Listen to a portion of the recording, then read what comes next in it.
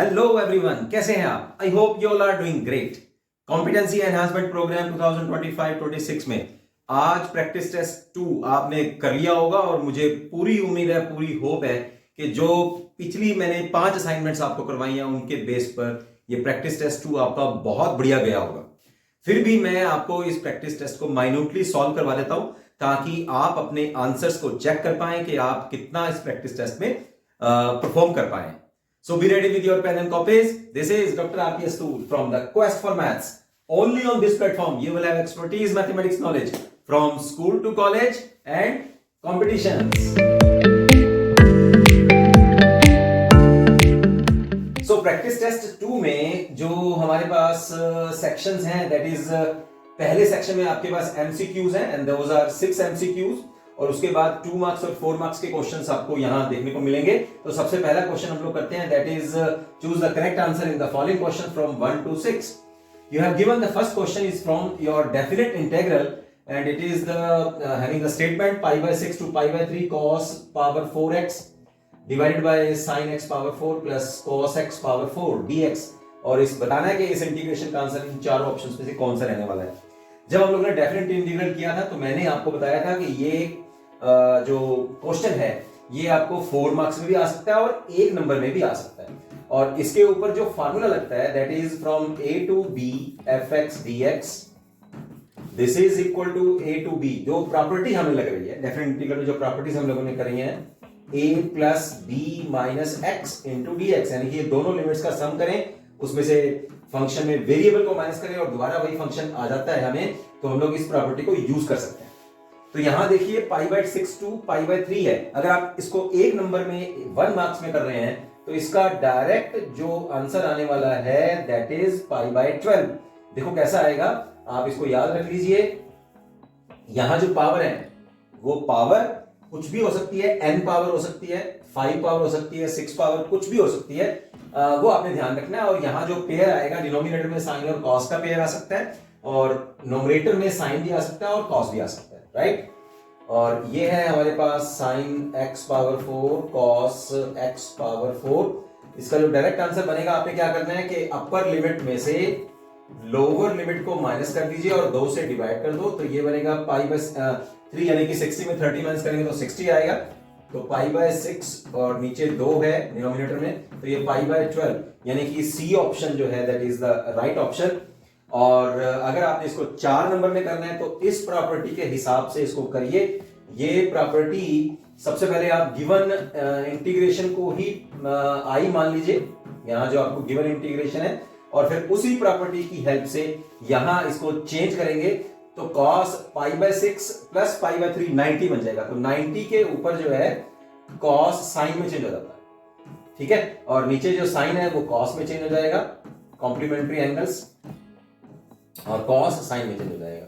अब वो वाला आई और ये वाला आई हम जोड़ेंगे तो न्यूमरेटर और डिनोमिनेटर सेम आ जाएगा, तो ये आएगा π/6 to π/3, यहां बनेगा 1dx x का 1 का इंटीग्रेशन करेंगे विद रिस्पेक्ट टू x, तो x आ जाएगा π/6 to π/3, ठीक है। तो i की वैल्यू क्या आएगी, यहां वैल्यू पुट करो, π/3 माइनस π/6 तो π/6 बचेगा, 2 से डिवाइड करेंगे तो π/12 आ जाएगा। तो ये इसको हम लोग इस तरह से लेंथ वाइज मार्क्स वाइज हम लोग इस क्वेश्चन को सॉल्व कर सकते हैं। So our right option here is C option is the right option. Question number 2, he is asking you to find out the integration of dx over 2x minus 5, ठीक है। तो इसका जो राइट ऑप्शन बनता है that is D option is the right option, क्योंकि 1 over है तो इसका जो इंटीग्रेशन आएगा log of 2x minus 5 और x का जो कोएफिशिएंट है उससे डिवाइड कर दीजिए plus a constant of integration. Formula कौन सा लगा आपके पास, यहां formula is this ax plus b। तो ये फार्मूला होता है हमारे पास log of ax plus b और x के कोएफिशिएंट से डिवाइड करके प्लस कांस्टेंट ऑफ इंटीग्रेशन हम लोग ऐड कर देंगे, राइट। थर्ड पार्ट हमारे पास है, थर्ड क्वेश्चन जो है that is from -1 to 1 x cube cos of x dx is equal to, इसका जो आंसर आने वाला है बच्चों वो आंसर आएगा आपके पास 0 इज द आंसर। कैसे आएगा, यहां पर एक प्रॉपर्टी लग रही है, वो प्रॉपर्टी ध्यान से देखिए आप, और 0 जो ऑप्शन है तो A option is the right option है, लेकिन मैं थोड़ा सा एक्सप्लेन कर देता हूं इसको। एक्सप्लेनेशन में यहां है हमारे पास minus a to a f x d x. ठीक है, ये इसका फॉर्मूला क्या होता है, ये होता है 0 if F x is odd. अगर ये फंक्शन ऑड है तो माइनस ए टू ए का आंसर होगा 0, तो ये आंसर बनेगा। अब ध्यान से देखो, वहां जो है मेरे पास x power 3 cos of x, तो यहां x power 3 cos of x, ये फंक्शन ऑड है, x पावर 3 है ना, ऑड फंक्शन है, और cos x जो है वो इवन फंक्शन है,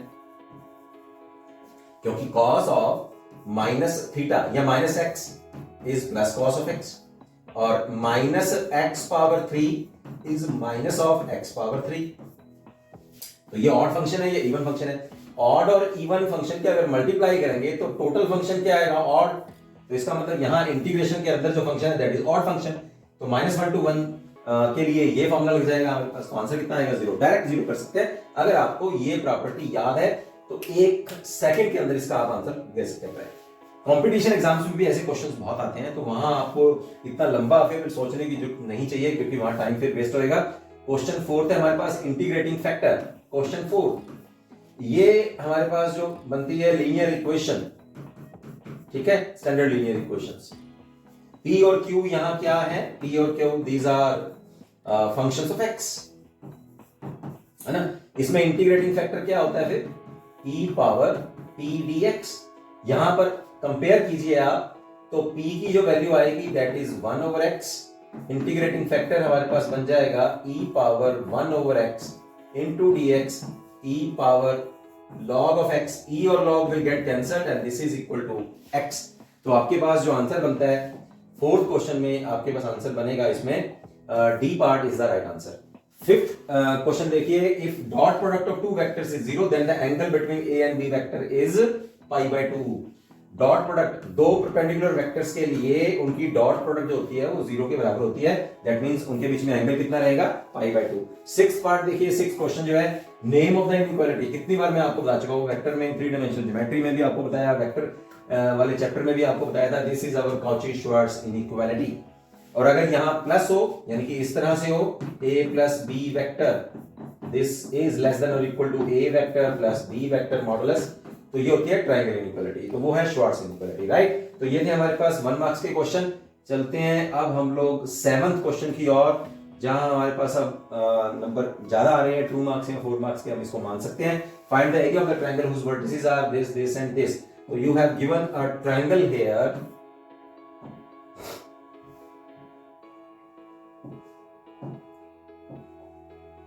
तो यहां हमें ट्रायंगल गिवन है और उसके ये कोऑर्डिनेट्स हैं, a 2 3 5, b 3 5 8 और c जो है वो है 2 7 8। एरिया फाइंड आउट करना है हम लोगों ने। तो एरिया ऑफ द ट्रायंगल क्या करेंगे, दो आप साइड्स निकाल लीजिए। Area of triangle a b c, this is half of the modulus of these two vectors. इनकी क्रॉस प्रोडक्ट आप निकाल लीजिए, फिर उसका मॉडुलस निकालिए, एब्सोल्यूट वैल्यू, उसको 2 से डिवाइड कीजिए, that will be the area of the triangle. तो पहले ए बी वेक्टर निकाल लें, फिर a b vector this is equal to b minus a, तो 3 minus 2 this is i, 5 minus 3 plus 2j, 8 minus 5 plus 3k, ठीक है। और ए सी निकाल लेते हैं, AC, C सेकंड पॉइंट है और A द फर्स्ट पॉइंट।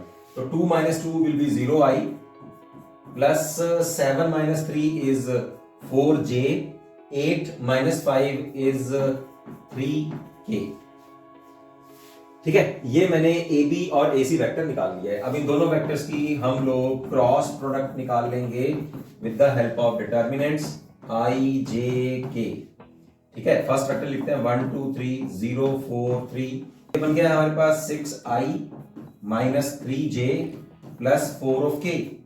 इन दोनों वेक्टर्स का जो हमने क्रॉस प्रोडक्ट निकाली है उसका अब एम्पलीट्यूड ले लेते हैं, एब्सोल्यूट वैल्यू ले लेते हैं, यानी कि मॉडुलस ले लेते हैं। तो i j k के जो कोएफिशिएंट्स हैं उनका स्क्वायर और ऐड और अंडर द रूट, तो 36 plus 9 plus 16 under the root, ठीक है। तो ये बन गया 52 और 59, this will be 61 under the root, ठीक है। तो एरिया कितना आ जाएगा फिर, area is half of 61 under the root, this is square units. ये आपके आंसर है। सो नोट कर लीजिए, आप स्क्रीनशॉट ले लो और अपनी नोट्स कॉपी पे आप नोट करके देखिए, फिर देखिए कि जो आपने इस क्वेश्चन का आंसर क्या सेम निकाला है। ओके, मैच करते रहो साथ साथ में। नेक्स्ट हमारे पास आ रहा है 8th question, that is evaluate. Integration में से है ये क्वेश्चन, तो उसे इस इंटीग्रेशन को हम लोगों को सॉल्व करना है।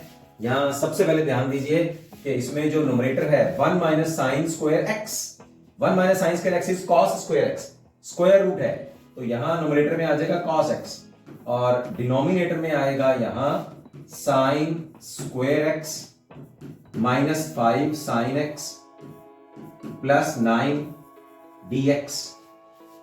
यहां अब ये क्वेश्चन सॉल्व हो सकता है अगर आप इसको सब्स्टिट्यूशन मेथड से यूज करें। तो हम लोग यहां मान लेते हैं let sine of x is equal to t, this means that cos of x into dx is equal to dt। तो यहां cos x और dx की जगह पर आप लोग dt पुट कर सकते हैं। तो इंटीग्रेशन मेरे पास बन जाएगा after substitution and changing into the t variable, this is t square minus 5t।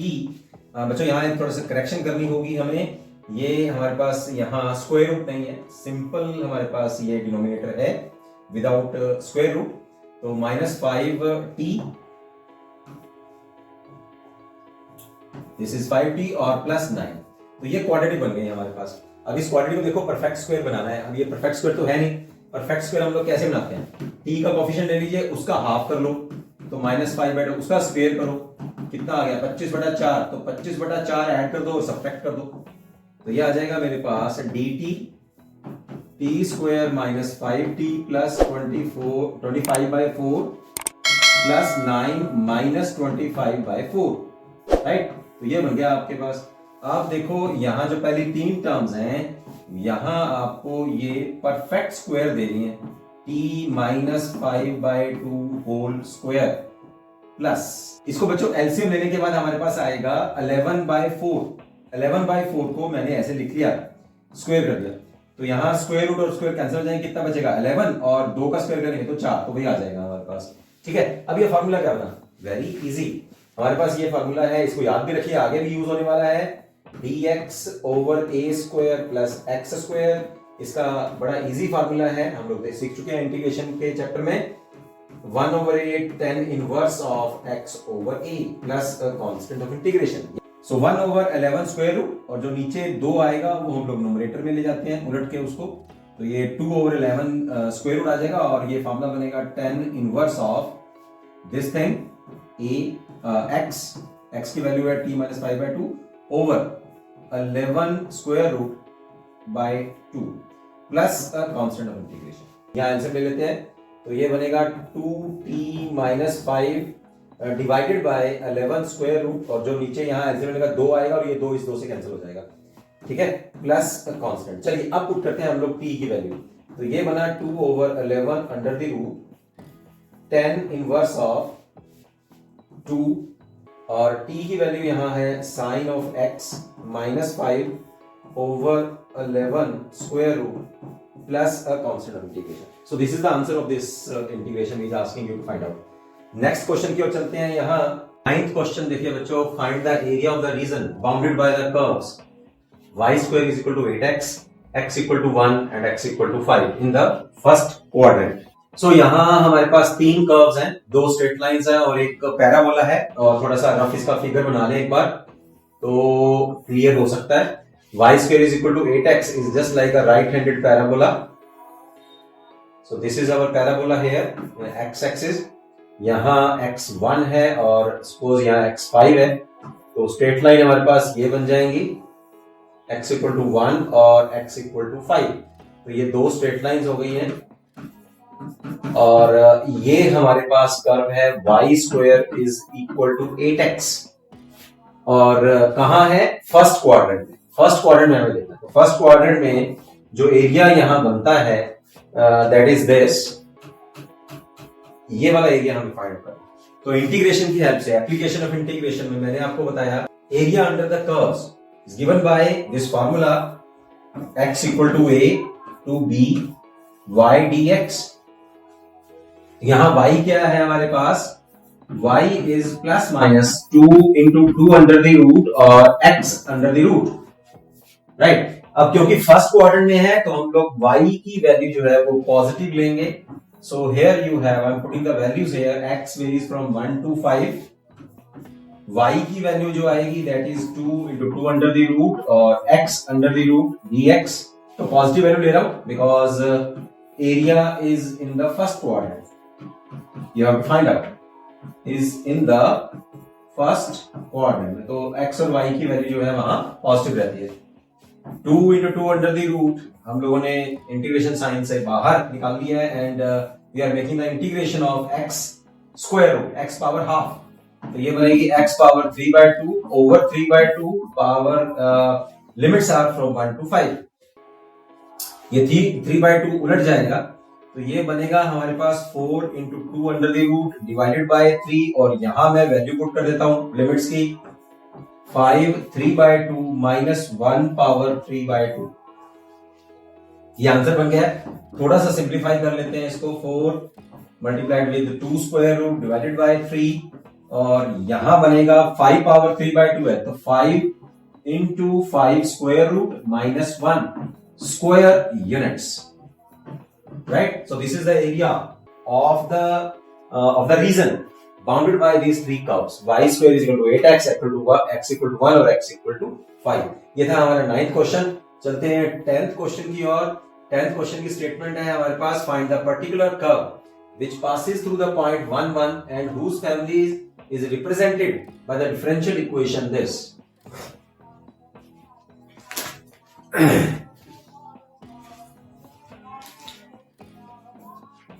तो यहां डिफरेंशियल इक्वेशन जो गिवन है हमें x square dy minus 3x square plus xy plus y square dx is equal to 0। तो सबसे पहले हम लोग dy बाय dx को सेपरेट कर लेते हैं, फिर पता करते हैं कि ये किस टाइप की इक्वेशन हमारे पास है।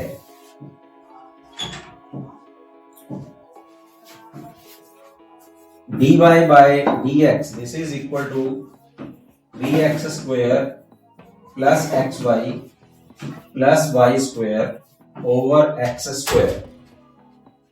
न्यूमरेटर और डिनोमिनेटर में से हम लोग x स्क्वायर कॉमन निकालेंगे तो वो डिनोमिनेटर से कैंसिल हो जाएगा, that means this is a function of y by x, यानी कि ये एक होमोजीनियस डिफरेंशियल इक्वेशन, राइट। तो यहां होमोजीनियस डिफरेंशियल इक्वेशन को सॉल्व करने के लिए हम लोग क्या करते हैं, let y is equal to vx, दोनों तरफ डेरिवेटिव करेंगे तो यहां बनेगा dy by dx this is equal to v plus x dv by dx, right. ये पुट कर देते हैं हम लोग, यहां इधर पुट करते हैं v plus x dv by dx this is equal to, यहां पुट करते हैं हम लोग 3x square plus x into vx plus vx whole square divided by x square. Numerator और डिनोमिनेटर से उसी तरह से आप x स्क्वायर कॉमन कर लीजिए और x स्क्वायर डिनोमिनेटर से कैंसिल हो जाएगा। You will left with in the numerator एक ही टर्म बचेगी, तो न्यूमरेटर ही बचेगा हमारे पास 3 प्लस v स्क्वायर और x स्क्वायर ऊपर नीचे जो है डिनोमिनेटर और न्यूमरेटर से कैंसिल हो जाएगा। यहां देखिए लेफ्ट हैंड साइड और राइट हैंड साइड से ये v कैंसिल हो गया। वेरिएबल सेपरेट कर लीजिए, v को एक तरफ कर लेते हैं तो ये बन जाएगी हमारे पास dv over v square plus 3 है तो इसको ऐसे लिख लेते हैं 3 स्क्वायर रूट स्क्वायर, स्क्वायर और स्क्वायर रूट कैंसिल हो जाएंगे तो v स्क्वायर प्लस 3 ही बचेगा, राइट। और ये x जो है हम लोग राइट हैंड साइड में ले जाते हैं तो ये बनेगा dx ओवर x, दोनों तरफ इंटीग्रेशन कर दीजिए, इंटीग्रेटिंग बोथ साइड्स, फॉर्मूला बन रहा है। अभी भी मैंने आपको बताया पिछले क्वेश्चंस में हमारे पास ये फॉर्मूला है dx over a square plus x square this is equal to 1 over a tan inverse of x over a plus the constant of integration.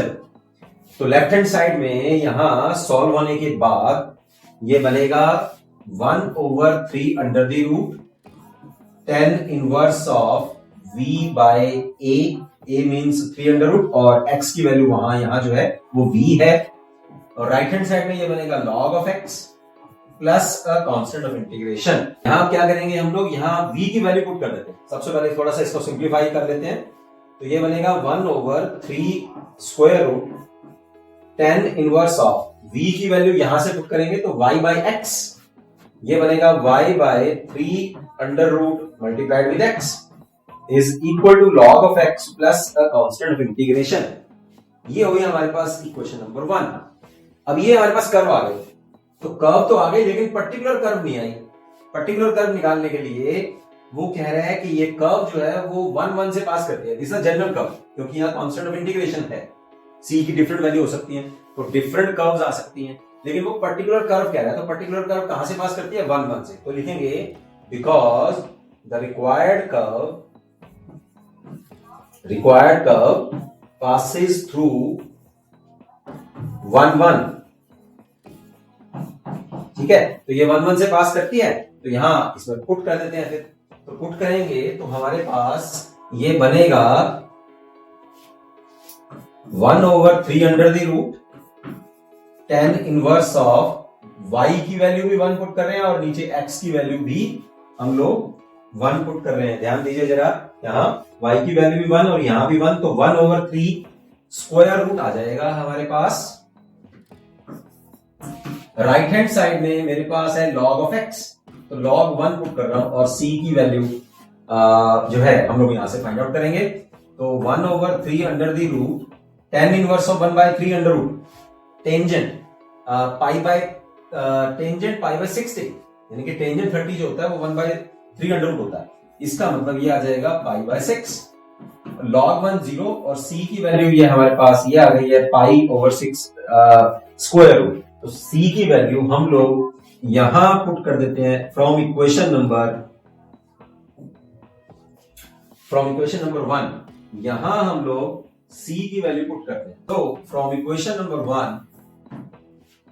1/3 under the root 10 inverse of y/3 under root x, this is equal to log of x plus ये value put करेंगे पाई/6 into 3 under the root. तो tangent inverse of y/3 under the root x, this is equal to 3 under root हम लोग इधर multiply करते हैं, 3 under root log of x plus ये 3 अंडर रूट यहां मल्टीप्लाई करेंगे तो कैंसिल हो जाएगा, तो ये बचेगा हमारे पास पाई/6। टेंजेंट इनवर्स को राइट हैंड साइड में ले जाएंगे तो y/3 under root x, this is equal to tangent of 3 under root log of x plus पाई/6। अब y की वैल्यू निकालने के लिए ये डिनोमिनेटर में जितनी वैल्यू है हमारे पास 3 अंडर रूट x को राइट हैंड साइड में मल्टीप्लाई कर देते हैं, तो रिक्वायर्ड पर्टिकुलर कर्व हमारे पास क्या आ जाएगी, required particular curve that passes through 1 and having differential equation, family of differential equation is this। तो y की वैल्यू हमारे पास आएगी 3 square root x tangent of 3 square root log of x plus पाई/6। तो ये था हमारे पास बच्चों 10th क्वेश्चन। चेक कर लीजिए आपने कैसे किया है इस क्वेश्चन को। This is worth 4 marks question, right. चलते हैं इसका लास्ट क्वेश्चन हम लोग देखते हैं। ओके, तो लास्ट क्वेश्चन जो है that is from our integration, और इंटीग्रेशन भी पार्शियल फ्रैक्शन वाले टॉपिक में से ये हमारे पास इंटीग्रेशन है। तो देखिए एबीसी की वैल्यू यहां में फाइंड करनी पड़ेगी, क्योंकि नीचे हमारे पास 3 लीनियर फैक्टर्स हैं। पार्शियल फ्रैक्शन का टॉपिक मैंने इंटीग्रेशन वाले चैप्टर में बहुत अच्छे से करवाया है, और यहां मैं थोड़ा सा जल्दी करवाऊंगा इसे, लेकिन अगर आपने डिटेल में समझना है तो इसी चैनल पर इस टॉपिक का लिंक अवेलेबल है। फटाफट से लिंक को ओपन करिए और इस टॉपिक को, क्योंकि पार्शियल फ्रैक्शन से जो हम लोग इंटीग्रेशन निकालते हैं बहुत ही इंपॉर्टेंट है, यहाँ आपके सामने है कि ये 4 मार्क्स और 6 मार्क्स के ऑप्शन में आया हुआ है।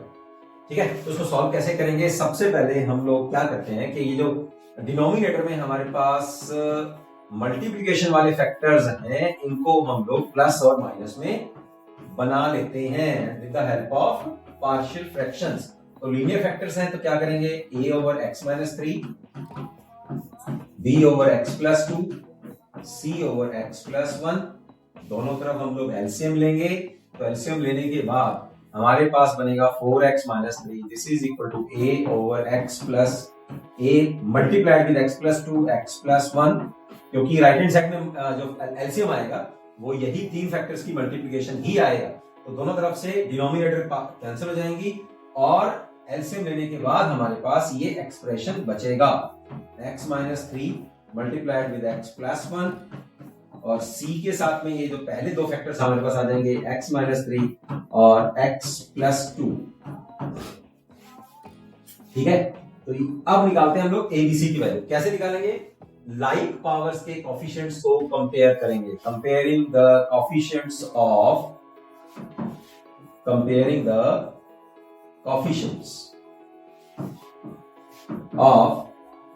Like powers of x। अब हमारे पास तीन अननोन्स की वैल्यू निकालनी है और तीन ही लीनियर इक्वेशंस हैं। 10th क्लास की हेल्प लीजिए आप और एबीसी की वैल्यूज निकाल दीजिए। इसको आप सॉल्व करेंगे, पहले इन दोनों को सॉल्व कर लीजिए, फिर इन दोनों को सॉल्व कर लीजिए और फिर फर्स्ट और थर्ड को सॉल्व कर लीजिए। So after solving these three equations, the value of a is this, b is this and c is our 7/4, b is minus 11/5 और a is 9/20। ये वैल्यूज हम लोग यहां पुट कर देते हैं, तो हमारे पास ये टर्म्स जो हम लोगों ने अलग अलग करी थी वो ये बन जाएंगी 9/20, राइट, और 1 over x minus 3 plus minus 11/5 multiplied with x plus 2 plus c 7/4 multiplied with 1 over x plus 1। ठीक है, अब दोनों तरफ हम लोग इसका इंटीग्रेशन कर देते हैं, सॉल्व कर लेते हैं, बड़ा इजीली सॉल्व हो जाएगा।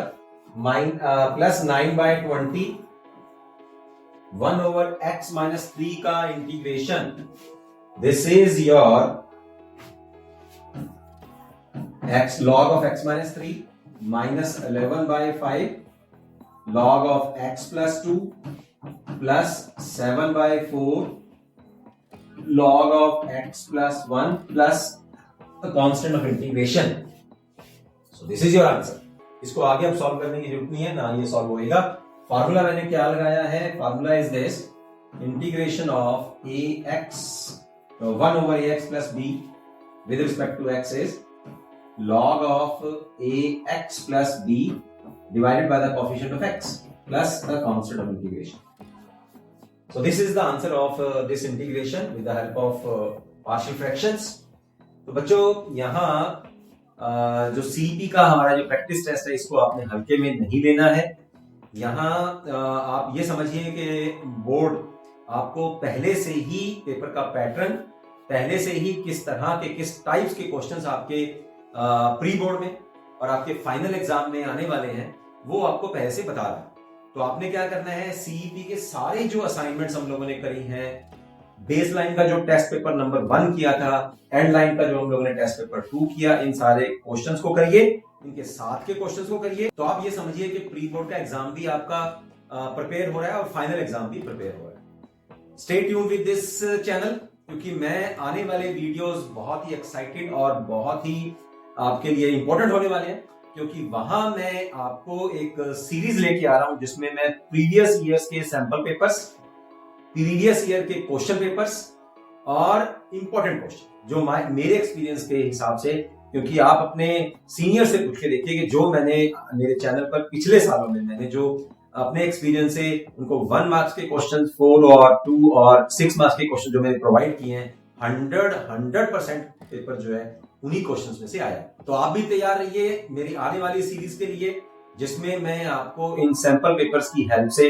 प्री बोर्ड के एग्जाम की तैयारी करवाऊंगा और फाइनल एग्जाम की तैयारी भी मैं करवाऊंगा। तो अगर आप इस चैनल से जुड़े रहेंगे तो आने वाले प्री बोर्ड और फाइनल एग्जाम्स आपके बहुत बढ़िया, बहुत अच्छे से जाने वाले हैं। इसी के साथ प्रैक्टिस टेस्ट 2 का हम लोग एंड करते हैं और आने वाले वीडियोस के लिए आप तैयार रहिए। और अभी तक आपने इस चैनल को सब्सक्राइब नहीं किया है तो जल्दी से इस चैनल को सब्सक्राइब कर दीजिए, अपने दोस्तों को, अपने क्लासमेट्स को इस चैनल का लिंक भी भेज दीजिए, ताकि उनको भी जो मेरे आने वाली सैंपल पेपर्स की और प्रीवियस ईयर्स के पेपर्स की जो मेरी सीरीज आने वाली है उनसे उनका भी फायदा हो जाए। मिलते हैं फिर आने वाले वीडियोस में। सी यू, बाय बाय।